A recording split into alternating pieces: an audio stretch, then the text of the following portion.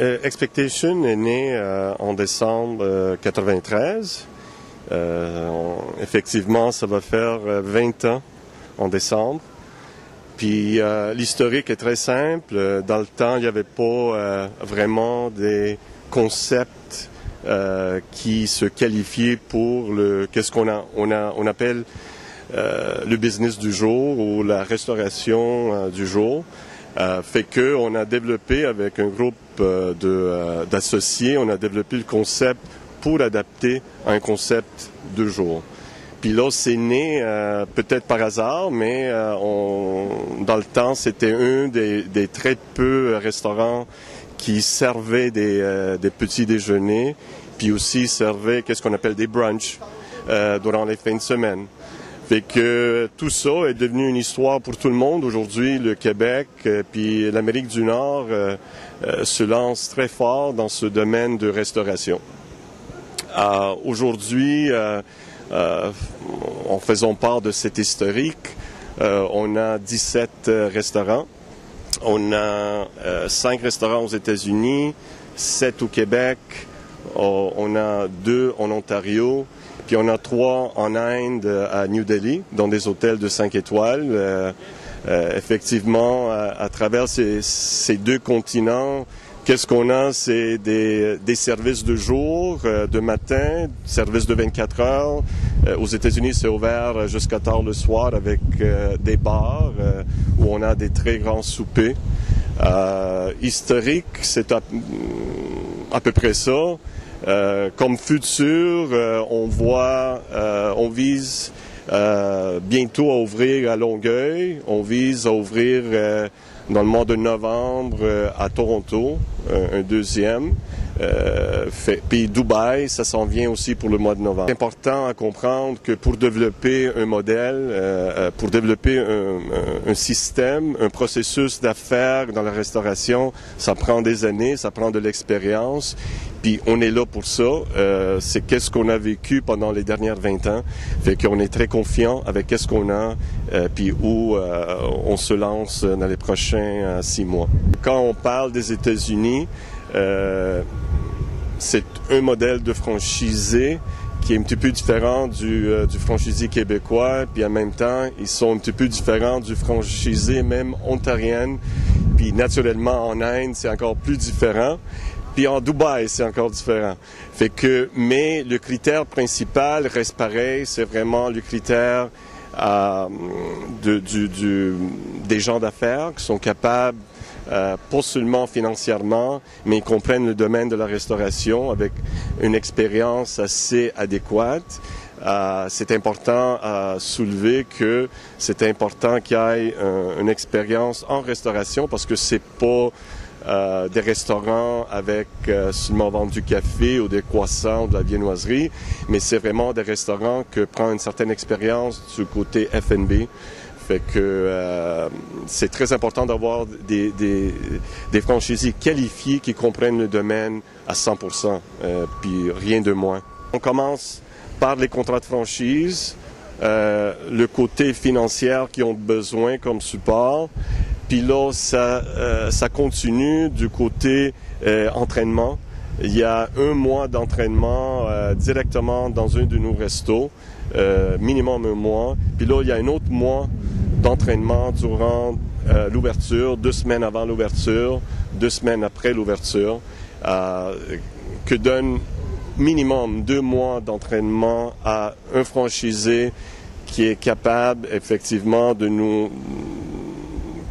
Qu'est-ce que je veux dire? C'est il y a quand même 2 sections dans nos restaurants. Un, c'est la section de la cuisine.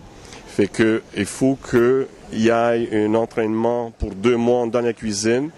Puis quelqu'un qui s'occupe du côté service. Fait que on a besoin du côté service un autre 2 mois.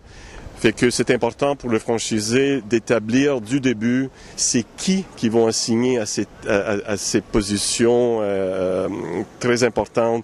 Fait que d'habitude, les franchisés nous donnent 2 à 3 individus, des gérants d'habitude qui s'entraînent soit au côté service, soit du côté cuisine. Fait que minimum de 3 personnes qu'on entraîne pour 2 mois.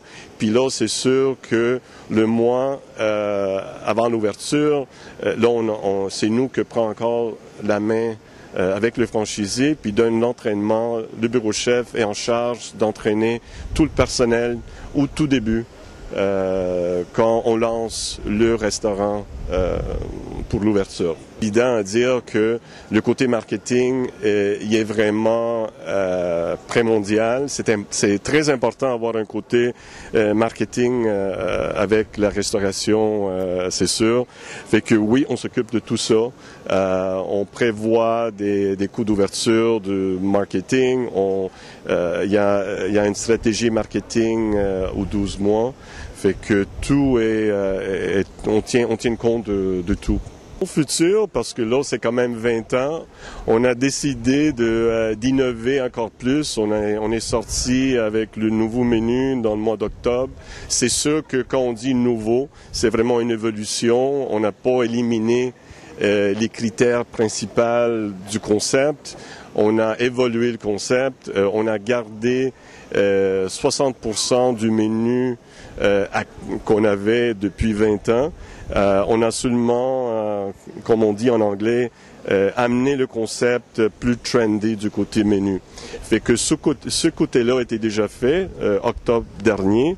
Là, quand on ouvre les 3 prochains, en commençant avec Longueuil, à Longueuil, on va ouvrir avec un nouveau look aussi, où ça va être plus trendy, sûrement, qui se rejoint aux demandes d'aujourd'hui, se rejoint au trend puis à la mode que oui, on a aujourd'hui. Fait que c'est ça qu'on essaie de faire, c'est de tout le temps garder l'avance avec soit des trends de nourriture, soit des trends de recettes, la mode du côté aussi santé. Fait qu'on englobe tout ça, soit dans le décor, puis soit dans le menu. Bien, effectivement, comme beaucoup de nos clients nous disent, qu'est-ce qui est important à noter, c'est que la qualité qu'on offre est supérieure à toute la concurrence qu'on a. Je veux dire, ça commence de notre sauce hollandaise, qui est une sauce signature faite encore à base des œufs puis du beurre, c'est pas de la poudre. Aussi, dans toutes les autres catégories du menu, on a 120 items dans le menu. 120 items, c'est un processus assez spécial. Et puis garder cette genre de qualité. On a une cuisine complète. C'est pour ça qu'on est très fort aussi dans le lunch, puis le souper. C'est pas des petites cuisines comme les compétiteurs qui ont. C'est des vraies cuisines pleines. Fait que du côté nourriture, c'est pas seulement trendy, mais c'est aussi à base de qualité, uniformité, du côté santé. On regarde tout ça. Je veux dire, notre vinaigrette, c'est pas une vinaigrette faite avec de l'huile, mais c'est de l'huile d'olive extra vierge. Je veux dire, tout est bien pensé, tout est bien identifié de cette façon-là, où on est vraiment, on se met vraiment à part de la compétition. La question s'avérant que pourquoi que j'ai choisi Expectation, pour moi, vu étant jeune, je prépare ma famille en ce moment, je voudrais avoir des heures qui sont plus flexibles pour pouvoir avoir un business qui va m'aider, une entreprise qui va m'aider à pouvoir voir mes enfants en fin de journée après avoir travaillé si longtemps. Je pense que c'est un modèle que, après avoir existé 20 années ici au Québec, ils ont fait leurs preuves. Oui, c'est sûr que c'est pas un job qui est facile d'être dans la restauration, mais après 20 années dans le même domaine, pouvoir donner le support qu'ils donnent à tous les franchisés, la qualité de la nourriture qu'on sert est très, très exceptionnelle pour nous. C'est quelque chose qu'on prend vraiment à cœur. Notre clientèle, c'est le numéro 1. C'est qu'est-ce qu'on doit s'occuper le plus. L'ambiance qu'on a dans les restaurants, c'est quelque chose qu'on ne peut pas trouver dans les autres restaurants. Personnellement, on a tous des goûts différents, mais personnellement, c'est vraiment quelque chose que j'ai trouvé qui était vraiment important et que j'espère évoluer beaucoup plus avec la compagnie. C'était très stressant. C'est drôle que tu me demandes ça. Tu peux t'imaginer, c'était mon première entreprise que je pars. Alors, j'étais un petit peu plus jeune que maintenant. J'étais dans ma mi-vingtaine. Mes associés étaient un petit peu plus d'expérience dans ce domaine-là. Mais j'ai voulu apprendre. Alors, c'était vraiment quelque chose que je ne m'attendais pas à recevoir de leur côté au but que le montant de support, que ce soit du côté design avec le groupe Andrés Escobar, que ce soit au but de pouvoir nous aider à devenir meilleurs dans tous les coins du restaurant, que ce soit dans la cuisine, au niveau service. Écoute, oui, certainement, j'avais de l'expérience dans la restauration. J'ai fait service, j'ai déjà fait gérant, mais pouvoir comprendre réellement c'est où on peut faire les sous et comment pouvoir soutenir ton propre restaurant, aider tes employés, c'est vraiment une question que je trouve, ils étaient là du début jusqu'à la fin. C'est sûr, c'est difficile de les laisser voir partir après qu'ils te laissent, mais tôt ou tard, il faut que tu enlèves les autres roues sur ton bicycle et que tu vas tout seul. Certainement. J'ai eu beaucoup de portes qui m'ont déjà été ouvertes. Pour le moment, on en a un, il fonctionne très bien. C'est une question difficile à répondre maintenant. On vient juste de terminer toute la saison festivalière ici au quartier des spectacles. Alors, on veut reprendre notre souffle un petit peu. Oui, il y a plein de places qu'on aimerait ça, qu'on a commencé à envisager ou ouvrir, que ce soit sur la rive nord, la rive sud ou même sur l'île de Montréal.